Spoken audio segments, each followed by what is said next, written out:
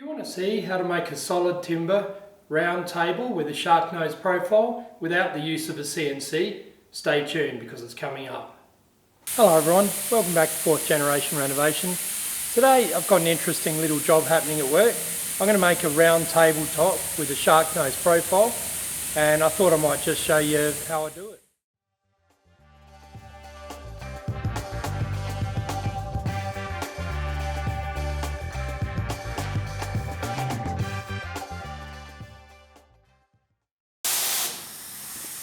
So this is my compass.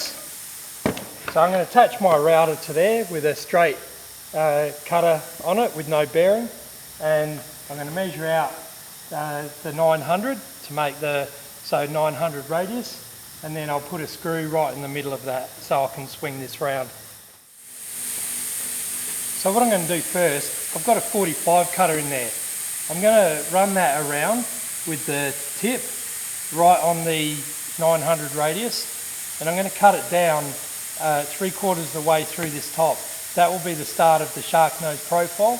Then I'll move it out the thickness of this cutter. That's an 18mm cutter, so I'll move it out 18mm and cut the rest of the way down with the straight cutter.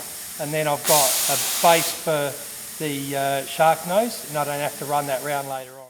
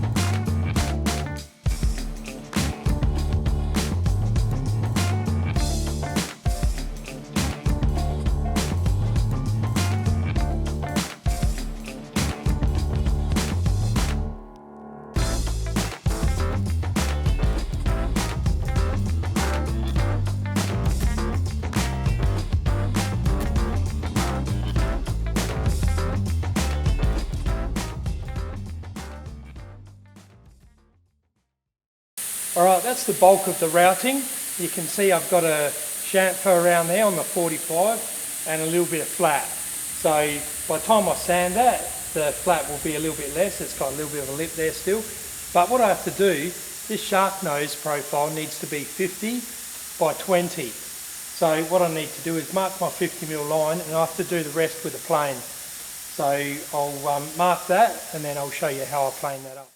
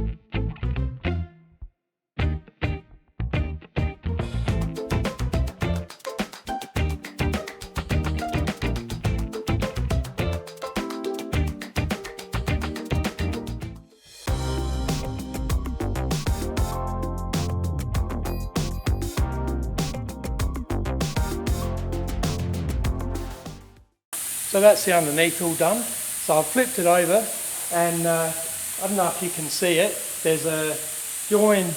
I made this out of two halves because it was too big to go through the sander as one hit. So I've got to sand that down and flush all that up. I'll do that with the belt sander, and then sand it all. Put a pencil round around this edge, and it'll be done.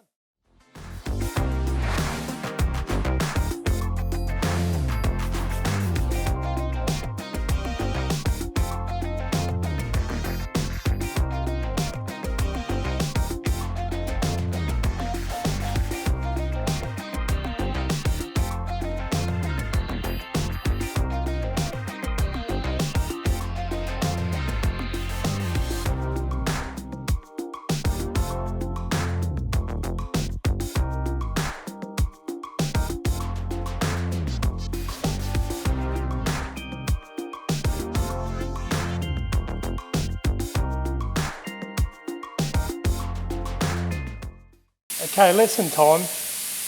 You probably noticed me going in circles with the belt sander. I've mentioned this before. It's the only way to get this flat with a belt sander. But you can't just go in a circle. You've got to go up and back, across, and then go straight, and then in circles, up and back, concentrating more on the bit that's got to come down the most. So you've got to keep looking and feeling and working around that area, and then you've got to make sure that you're getting it flat. That's why I keep feeling it, making sure that there's no dips. If you go up and down on one spot, you'll get a dip in there, guaranteed. If you do it like I'm doing it, you'll get it nice and flat. Now when it's polished, I can show you. I'll try and get a video of me polishing it, and you'll see that it's come out flat. I'm confident because I've been doing this for years, and I've developed this technique to battle all the dips, because I've got my fair share of dips, but like I keep saying, you keep learning the whole time. So you do something, you get a bit of a technique, you feel it, you go, that's not quite right. So you think, how can I get that flat? And it always pays, like what I call feathering out. So you work heavy, and then less pressure as you go out, and then good pressure up and back and across, and just work. I'm not going to go across the grain because guaranteed there'll be scratches that I'd miss if I do go across the grain, and that is a good way to get it flat, but too risky with the scratches. So try this technique out. You'll see that it's the best way to do it.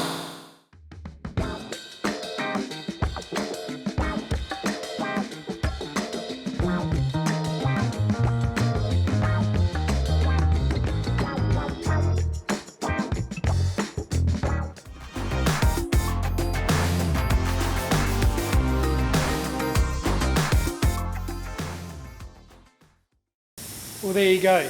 One 1800 round Tasmanian blackwood table with a shark nose profile. So everything I've done on here has been techniques that I've adapted myself. It's not the only way to do things, but I've found that if I just do it like that every time, then I'm not going to mess up, I'm not going to get splinters, I'm not going to have to redo it for any reason. So and the way my work operates is I need to make sure I get things done quickly and to 100% quality every time. So I've got to learn how to do things quickly and without mistakes. So I hope you enjoyed that little video. It's something a bit different to the renovation videos, but I thought some people may be interested in how to make a round table without the use of a CNC.